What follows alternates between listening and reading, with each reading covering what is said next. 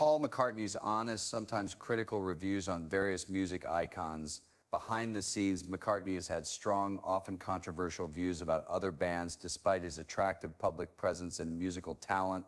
These conflicts demonstrate his perfectionism, fierce loyalty to the Beatles, and distinct musical tastes. The first rivalry is with the Rolling Stones, whom Paul called Lucky Blues cover band.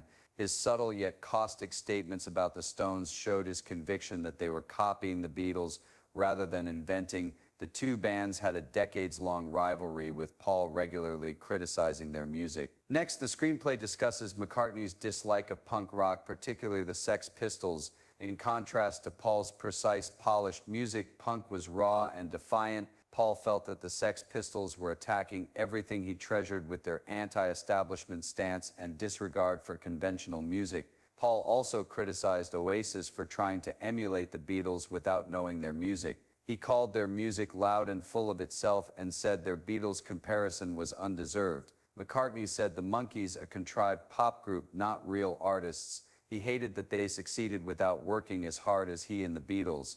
McCartney also disliked Bee Gees' disco. Paul thought the Bee Gees were merely copying the Beatles' success in a flashier, more commercial way as disco overshadowed rock in the late 1970s. This animosity escalated when the Bee Gees shattered Beatles records. Finally, McCartney discusses his conflicted thoughts for the Beach Boys and Brian Wilson. Paul liked Pet Sounds, but Wilson's Smile project failed, sparking a rivalry. McCartney's comments regarding the Beach Boys' simplicity highlighted his unhappiness with their impact and his inability to recognize that other musicians influenced him. In all these cases, Paul McCartney's rivalries arise from creative competitiveness, musical preference, and his love of the Beatles. The script shows McCartney's protective, critical side, reminding us that even charming and legendary personalities have private feuds and grievances.